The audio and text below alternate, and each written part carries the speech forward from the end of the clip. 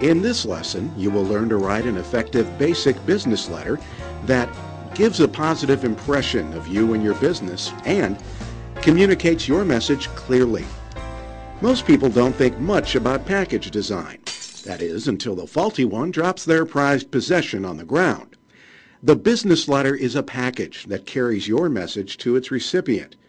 A well-crafted letter communicates your message clearly and accurately with no distractions. A faulty one confuses your reader, takes work to understand, or is simply ignored. Remember, first impressions count, so take care to project a sense of professionalism in your letter's layout. Check to see if your company has stationery with a letterhead. If not, you will need to construct an inside address block. We'll cover the details of that in a moment when we talk about the structure. Use spacing and balance margins to give your letter an open, centered appearance. Margins should be 1 inch to 1.5 inches wide.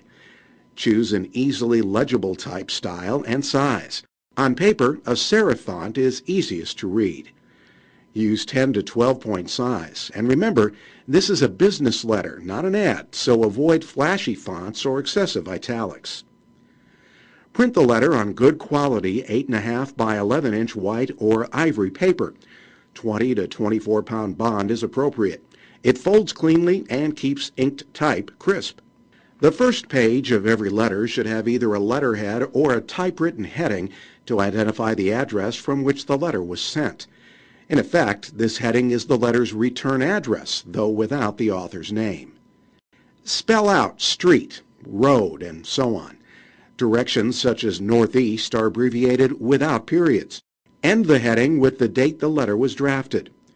Letters within the U.S. generally use U.S. date style, while international letters and military correspondence use international style. The inside address contains the recipient's name and mailing address. Place it 2 to 8 spaces below the heading. The first line of that address consists of the reader's complimentary title, full name followed by a comma, and then the job title, if that title is one word. For a longer job title, add a line below the name. Next, list the reader's office or department if applicable. The organization name follows, and then any applicable street address, P.O. box, and suite or room, followed by city, state, and zip code. The U.S. Post Office prefers a 9-digit zip code. Double space and then include a salutation to personalize the message. Remember to capitalize each word and end the salutation with a colon. Double space again before the body of the letter. The body paragraphs should be single-spaced internally with no indentation. A double space separates each paragraph from the next. Set the body flush left with the rest of the letter and use a ragged right margin. If your letter runs longer than 1 page, any extra pages should include a heading that identifies page number, recipient's name, and the date. Also, be sure to carry over at least 2 lines of the body onto the final page. After the body, double space again and add a complimentary closing line, capitalizing only the first word. Next comes the signature block. Allow 4 spaces for a handwritten signature, followed by the writer's name and one-word title. If the title is longer, place it on a line immediately below the name. Place any enclosure note 2 spaces below the signature block. Either note the number of enclosures or add a colon and list the titles vertically. For a postscript, double space again. Type P period, S period with no space between the characters and no colon following, and continue with your note. To paraphrase the Tao Te Ching, we make pots out of clay, but it is the emptiness inside that we use.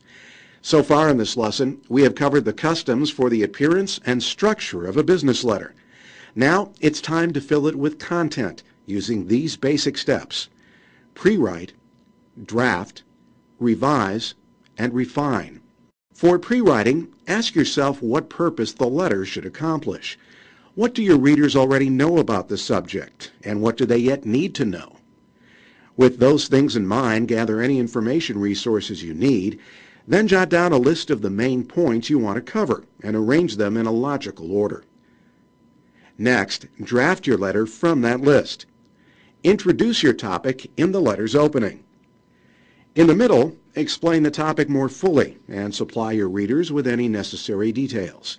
For a good news or neutral message, it's best to state your main point early and then expand upon it. For a persuasive or bad news message, build up to the main point instead. Close by identifying what action should be taken next and who is responsible for that action. After your draft is finished, read back through from beginning to end, imagining you are the recipient. Check to make sure that all details are correct and that you've presented them in a logical order. Ask yourself if the tone is appropriately conversational and professional. Revise as needed. Then read back through the letter one more time to polish it line by line. Change any ambiguous wording to make the meaning precise. Make sure everything is spelled correctly, especially personal names.